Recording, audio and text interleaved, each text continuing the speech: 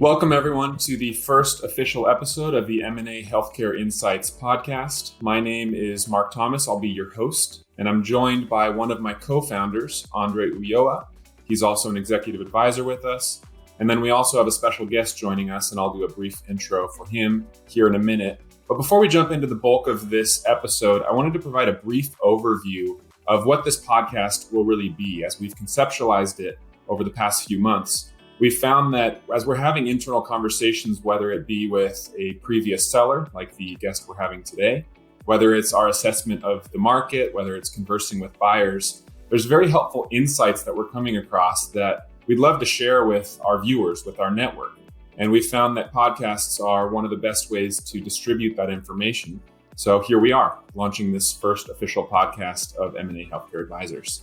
A few things that we'll be covering throughout the next few months and years as this continues on. We're going to be covering transactional resources. We're going to be bringing experts in that operate in those fields, whether it's CPAs, whether it's transactional attorneys, whether it's compliance. We're going to be bringing in those experts to highlight things that should be advocated for and watched out for in a transaction.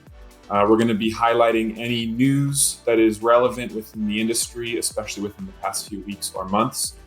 We're going to be sharing real-time process insights based on the transactions we're currently involved in with our clients, whether that's on a consulting basis or as a sell-side representative. And then really one of the main functions of this podcast is to highlight the realities of what it looks like to go through a transaction, which is why we're again bringing this guest on today. So Andre, any comments on that? Otherwise, we can jump right into the conversation with our guest, Darren. Mark, as you said, it's really just about providing information in a market that doesn't have as much media attention, lower middle market healthcare transactions, and hope that we are presenting useful and engaging content. Great. Well said. So today we have a special guest by the name of Darren Lee. Darren is actually a former client of ours. Andre was the lead representative on the transaction.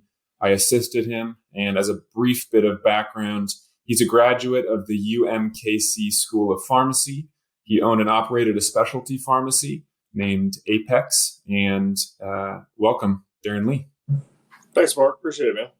Of course. So Darren, just as a bit of context, since viewers may not have a particular understanding of what you did specifically, can you give us a background on what led you to start Apex? And where were you located? What were your main services? Could you walk us through that? Yeah, sure. I was working in a retail pharmacy for about 18 years. I worked there for 5 years as a pharmacy student. Worked there for another 7 years as a pharmacist after I graduated. And in 2007, I had the opportunity to buy that pharmacy. So from 2007 to 2010, I was mainly just owner of a small retail pharmacy.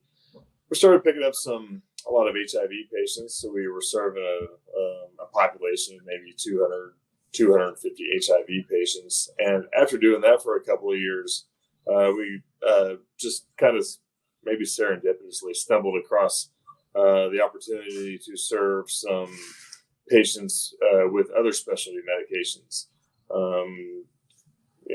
Maybe medications like that people will be familiar with, like Humira and Embro. You see a lot of commercials for that. But basically, high cost medications that required lots of high touch or lots of red tape as far as like getting those medications to the patient in a timely manner. So in 2012, we kind of decided to add that service to our specialty pharmacy, which was doing HIV things, and it quickly outgrew our HIV pharmacy, and hence Apex was born. So from late 2012 to 2013, we started those referrals from the specialty sources, the rheumatologist, the gastroenterologist, the dermatologist, kind of started coming in to where it outgrew our HIV pharmacy. So we felt the need to kind of have a pharmacy that dedicated its services to those providers, to those patients, and hence Apex was born. So really that was what Apex still does, was we're basically a specialty pharmacy that serves the patients of rheumatologists, dermatologists, gastroenterologists for a lot of inflammatory disease states. Makes sense. Thanks for that brief history. And then the actual transaction or transition took place in 2021. That's correct? Yeah. Mm-hmm. So roughly 10 years of owning and operating Apex. Yep, exactly. Yeah. We were around for right about 10 years before the okay. market happened. And so as a business owner and operator, what were your biggest challenges and why did you what led you to a sale? The thing that led us to a sale was just mainly our size. The specialty drug market was becoming more and more vertically integrated. And in other words, the insurance or the payers all owned their own specialty pharmacies. And it's real easy for them to steer those referrals, those claims to their own specialty pharmacy, whether it be directly steering them because of third-party limitations or indirectly steering them there due to low reimbursement. So the more and more the specialty pharmacy world became vertically integrated, the harder and harder it was to compete as an independent pharmacy that wasn't associated with a big player like an insurance, like one of the insurance companies. For that reason, it worked. I knew there was still value to Apex in the marketplace. It wasn't time to wave the white flag, but it was certainly going to work out in Apex's best interest if we had the more resources, someone with the ability to help us compete with some of the bigger players in the arena. Makes sense. So the sale process was actually an avenue for you to connect with someone that could provide those resources and to elevate to the next level. That's exactly right. Yeah, they basically allowed us to keep doing what we're doing, but also give us the opportunity to do more services, to reach more providers, to better market our products, and continue to compete with those big insurance-owned specialty pharmacies. Yeah, and we actually, Andre, you can probably speak to this as well, but we come across a lot of sellers, many of which who want to retire and exit healthcare for a variety of reasons. But Darren's the perfect example of someone who's looking to continue with the business, see it grow and flourish further, and bringing in a capital partner like the acquirer here was actually that next step in the process.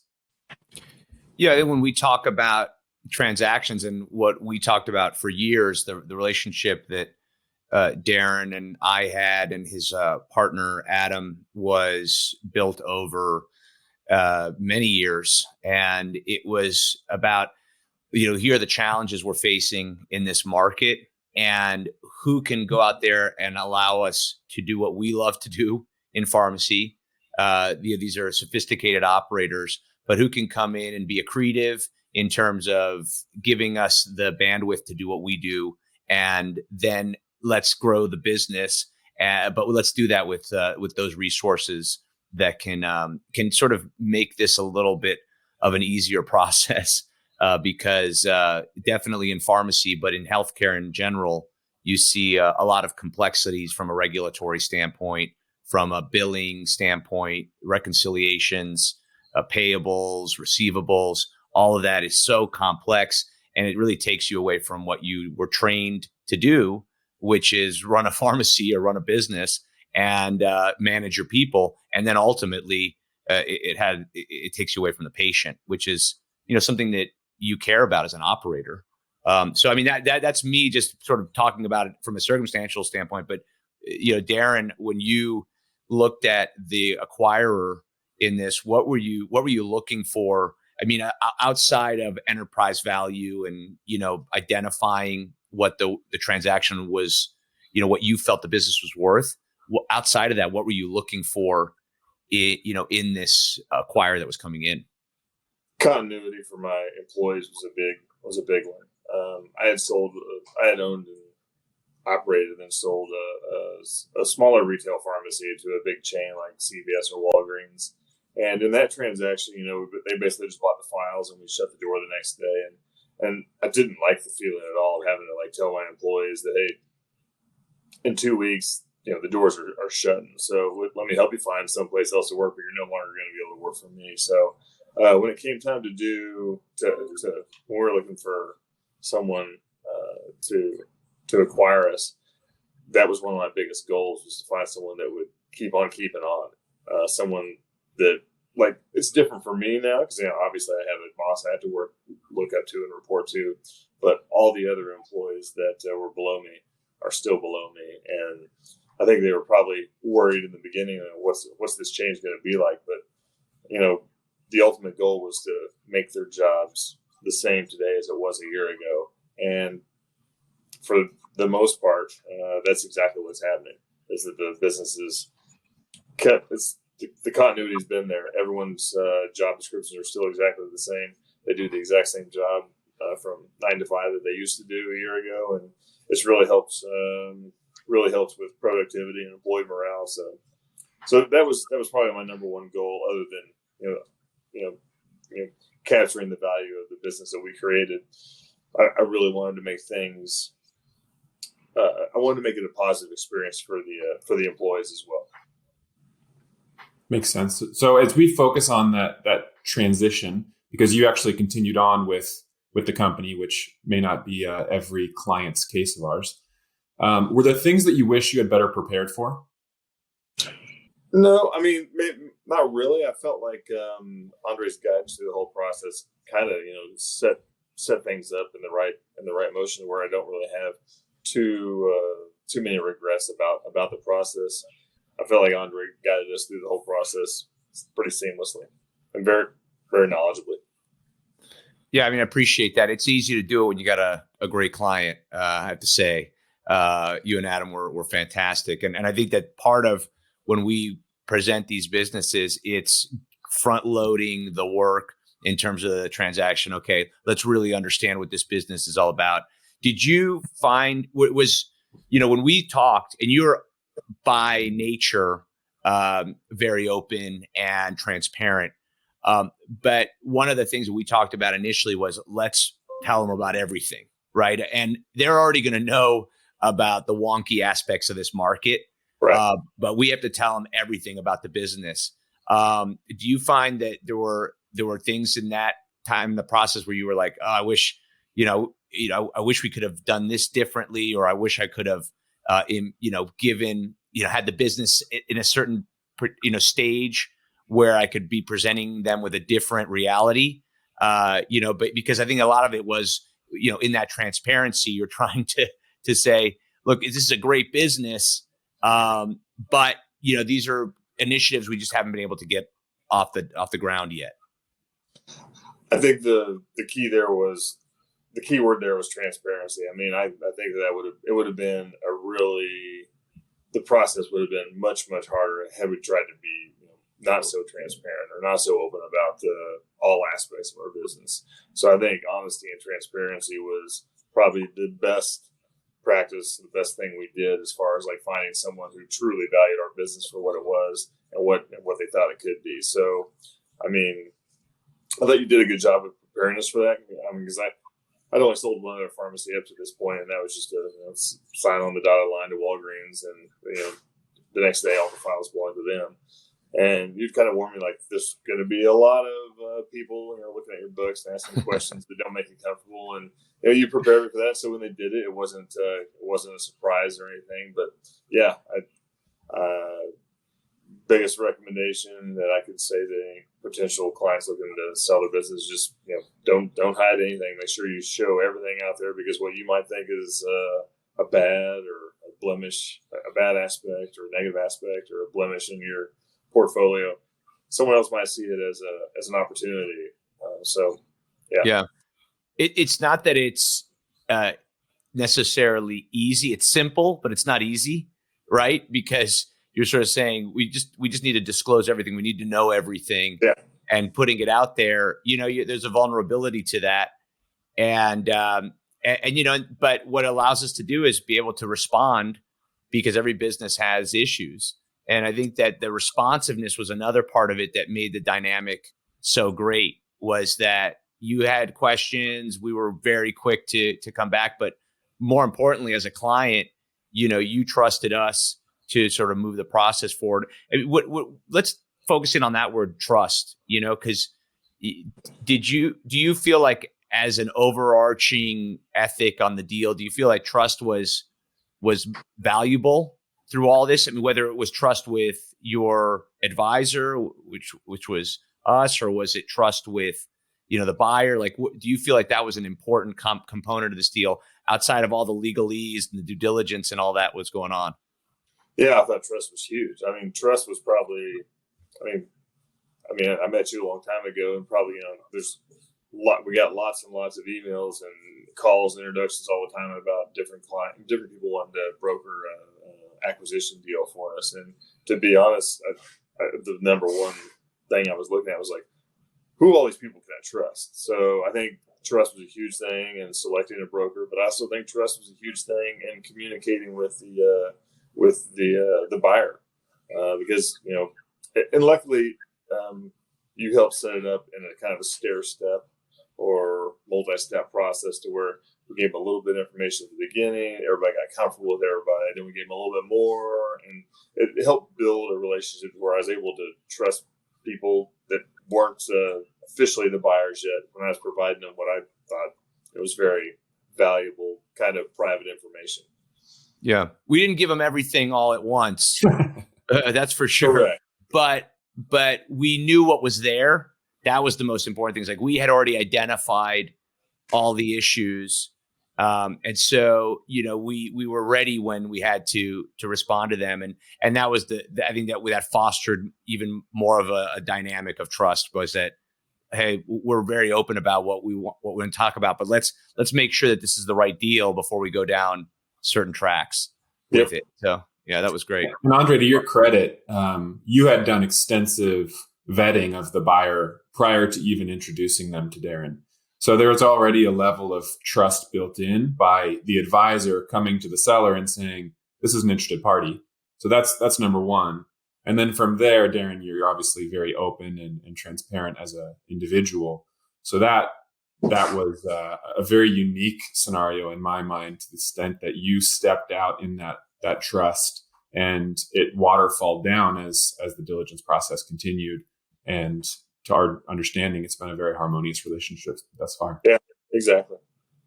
Yeah. We're also open too. Like I hadn't structured that type of stock program prior. So when we saw that contract, we had to dig in too and say, hey, does this make sense in terms of these equity components to this deal?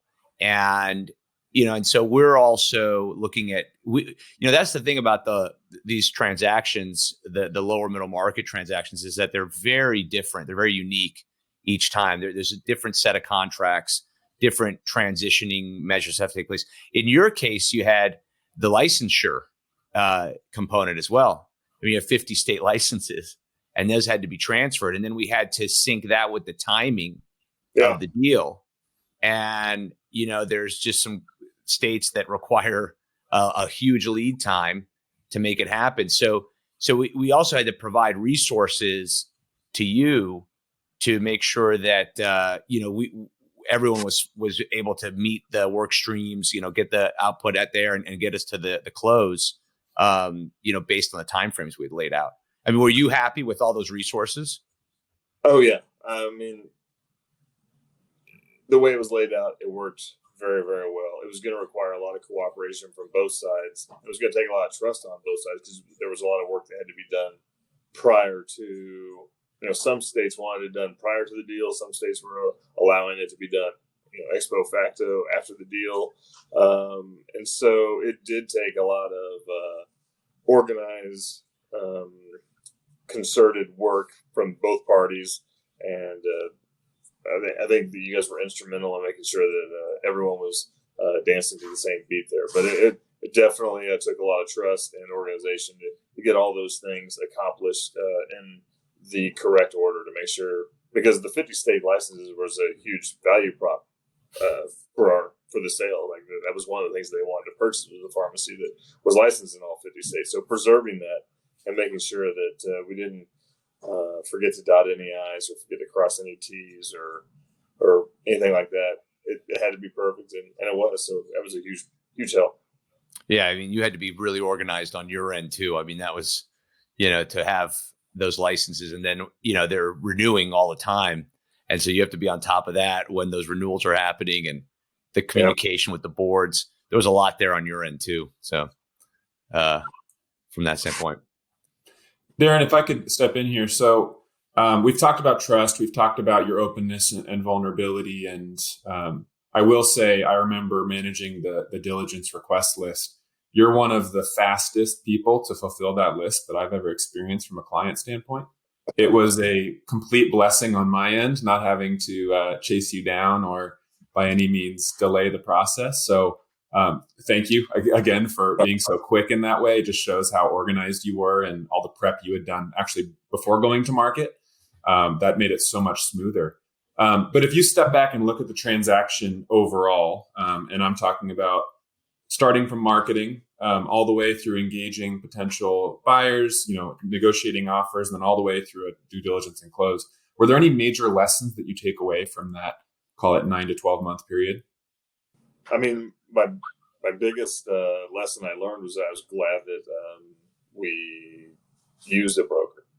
Because a lot of the other members, I was kind of by default, I was the person put in charge of finding a way to sell the pharmacy. And I got to be honest, like without a broker, I don't know. I would be completely naive to the process. It would have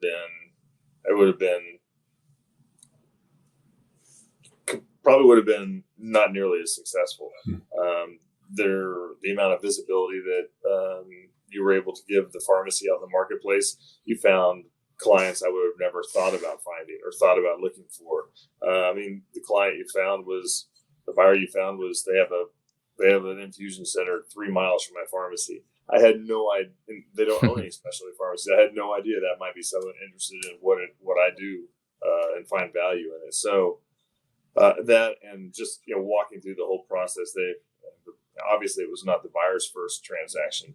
So they had all kinds of vocabulary that I wouldn't have understood without your expertise. And whenever that would happen, I would just wait for Andre to reply first instead of me, because I didn't want to seem ignorant or stupid. My goal was to seem like a smart person that was ready to sell a pharmacy with value. And so anytime there was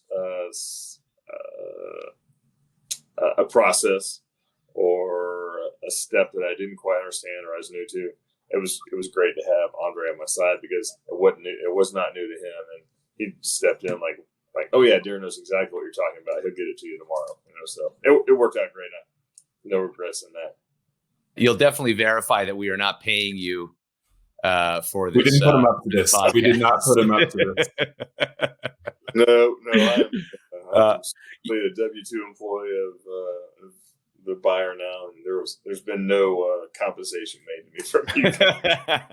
It's a dance, and I think that you go and have a good dance partner, and and it takes a long time. It's a marathon too, so you got to like the guy that you're working with, and part of it is we have to accommodate our client. We have to accommodate to that cadence and understand, how do you like to receive information? Is it through text, email, calls?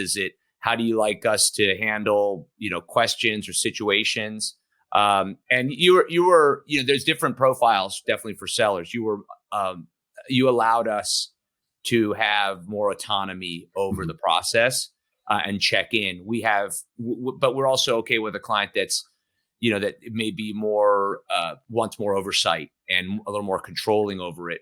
And so, but in that spectrum, I think there's one consistent thread, which is that they believe in what we're doing to support them. And we know that, we're always getting the straight information, that people are being that our clients are being direct with us. So it's in those dynamics that we're okay with whatever the profile of the client is, as long as that client, is of integrity and does want to move forward with this process and is moving forward in good faith. We can figure out how to best keep the relationship going forward. And you got to get results too. I mean, that's the thing about what we do. It's like, you can't say we tried really hard.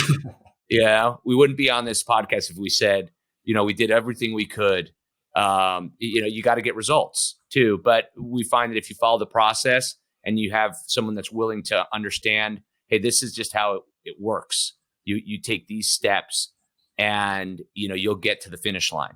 But if we have had clients too that have also said, I'm going to do this part on my own, or I'm not going to do this. And so once you break from that team dynamic, you start going on diverging paths. And those deals have been much more complicated. Some of them have gotten closed, but they're just much more complicated than they need to be, from what we did. So and you're really highlighting the role of guide, Andre. So what we do is so much more than introducing a buyer to a seller or a number of buyers to a seller. We've baked in essentially what we're talking about here into our tagline, which is we manage the sale process so you can manage your business. You as a pharmacy operator, your love and passion is to manage and run your business. We, of course, needed your assistance in getting this transaction completed, and we would tap you into the process when it was necessary and required. But ultimately, we want to free up your time to keep operating and ideally growing the business. Yeah, I would agree. I would agree with that 100%. It was, I did what you guys said. And, when there was a process I was unfamiliar with, I didn't have to go Google it or look it up and be like, what's the best way to respond to the buyer's request? You guys already had an answer there for me, and it was super helpful and made it super easy to respond to them quickly because you told me exactly what it is I needed to provide and why it was I needed to provide it. Yeah, that's good. As we look to wrap up here, Darren, we really appreciate you sharing a lot of your transactional story and how that transition has been now into management. If you were speaking to a healthcare owner considering a sale in the future, what were some items that you would, or what are some items that you would recommend they consider as they embark on that journey? 100%, I'd suggest using a broker because I can't imagine doing the process without. And that broker's got to be someone you trust and like, and can laugh with, because there's going to be some times where the buyer's asking for something or tells you something that you don't want to hear or sounds negative. Yeah. And you need someone that you can talk to and be honest with about how you feel about that. And someone's going to help talk to you about, like, is this the path we want to keep on, or do we want to go try for something else? So it's got to be I can't imagine doing it without having a broker that I liked and trusted, and I knew had my best interest in mind. So that was number one. Number two, I can't imagine going through the process without being completely transparent or completely honest about my business, my past business, and my future desires. Because it would have been real.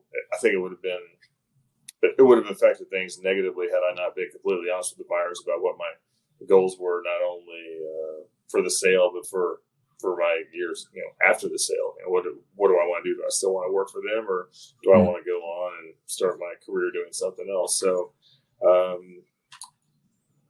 so honesty and transparency with the buyer has got to be right up there with a broker that you like and trust. So, and then be open-minded to anything or any opportunities that might present themselves to you. I think a lot of the members of our pharmacy before we sold it probably thought we're just gonna ride off into the sunset, and then an idea is presented to them which might require equity or continued employment, and so you just got to be open-minded and be ready to at least consider any and all opportunities that might come to you. Yeah. Well, that's amazing. Mark, as I hear Darren say that, it's almost like he's reworded how we want to approach the clients that we target in terms of these transactions, in terms of engagement. Because when you talk about the idea of, we're really a guide, we're there to facilitate, to make things happen. I think we more than justify our existence in terms of, the compensation side of it. But we're working together with you. We're going to get to that, outlier buyer, right? That buyer that's willing to pay more because the relationship is so synergistic between them and the person they're acquiring. But then when you talk about trust and you talk about transparency, and how you talk about, going into this and just, being honest about it the whole way through, those are straight from the playbook, and being open to ideas and suggestions. I mean, we wouldn't, there's certain things we might present to you that say, run your business this way, from a transactional perspective, to try to get the cash flow up, try to do these things. It'd be nice if your payers were structured this way, whatever the contracts, all that stuff. We can recommend those things, but they're really all transactional recommendations. We would never go in there and say, do this with your operations. Yeah. You know how to manage your operations. You know how to manage the pharmacy side of it. But the idea that you're open to our suggestions as it relates to how we're going to run the process and our feedback, that for us is probably the most fulfilling aspect of it. And we just found that when there's those three things, those dynamics that we just talked about, when you talk about the transparency, when you talk about us, coming in as guides, and when you talk about the client being open to the ideas, we're batting 1,000 in terms of transactions. So that was great. I really appreciate you saying all that. Yeah. I mean, you're highlighting a spirit of collaboration at the end of the day. We are one part of a team that is assisting with this transaction, with one of the main people being the seller and operator, of course. Yeah. I hope that, our desire is that we're actually helping the operators who are truly doing the best work for patients in the market, right? Yep. Because, I hear so much about, it's about my caregivers and it's about my patients. And that's what the constant theme is. And it's funny, as you go back to the idea of transparency, and you go back to the idea of having that integrity, and, having a client that you're saying, look, that's how you should operate anyway, especially if you're in patient services. But from a transactional standpoint, the best outcomes come by operating this way too. So there's actually something tangible about integrity in the work that we do, and especially when we have clients like yourself. And I think that we ultimately feel that we have some touch point to patients, in that we're supporting operators who really have a direct line to them. So, I don't know if you can dovetail finance into the medical industry that way, in terms of the connection of the 2 points, but I think it just speaks to the idea of, great clients are probably great healthcare providers, or at least focused in the parts of healthcare that matter. And those are the folks that we hope to support. And, and the other thing too, though, about the market is that there's just so much activity, because you've got a population that's getting older and it's not getting any healthier. Unfortunately, that's the unfortunate part. Yep. So there's a lot of activity, and I think there's a lot of folks that need resources and assistance in not only running their business, but then in also ultimately figuring out, hey, how do I capitalize this business, or how do I find a way to get support, which is what you did through it all. So, I think there's a tremendous amount of appreciation from our end, but there's also the results that are positive from operating that way. So, yeah, no, there's still lots of patients that are going to receive great care that they wouldn't have after the transaction of our business. So it's been a good experience, and it's those patients that we serve are going to probably get better care than they got prior to, just as our resources are better now. So it's been a good experience. So, I mean, the upshot is really continue to, for us, when we are advising, and I think you might agree with this, focus on your caregivers, make sure you have a great team there, and that focus will translate into being a great provider to your patients. And then ultimately we're really in the business of transacting people in many ways. And whether that's senior executives, even operational ownership like yourself, or if it's, someone that's, lower on the org chart, as long as the focus on the patient is there, and, how to manage the operators and manage the caregivers that are taking care of those patients, then you've got value in the business. And this is a market that's going to be very active into perpetuity in our estimation. So, again, those are more statements than they are, and it's statements from our experiences together. But I think you would agree with that, and it's a good place to be in terms of definitely being occupied with our time. There's no shortage of healthcare responsibilities in the market. No, and I agree with you that I think employee satisfaction and a happy, healthy work environment was a huge asset, and one of the probably considerations that the buyer took into account before the transaction. Like no one wants to buy a business where all the employees are angry at the world. So I could not disagree. Good. All right. Well, look, Darren, we appreciate all your time. Yeah, Mark, was there anything else? No, I just wanted to extend it to you, Darren. Any other final thoughts or reflections? Otherwise, we can close this out. I got nothing, guys. I'm just a pharmacist. Everything in here is ones and zeros. So there's not a lot of creative thoughts in here. I apologize. Are you actually a computer? Is that what you're saying? I'm just saying everything's black and white. There's not a lot of gray going on in here. You're a bot. We made you, man. You're the perfect first guest. So really appreciate it, Darren. No problem. Glad you're doing well. Glad the business is going well. Glad your family's great. And appreciate it. All right. Thank you. Well, thanks everyone for attending or listening to the first official podcast. We hope this was helpful, beneficial to you. You can catch us. We'll be releasing these in the near future as well with other transactional resources. And hopefully this is something that will be beneficial to our network. So thanks again, Darren. We'll hope to talk to you soon.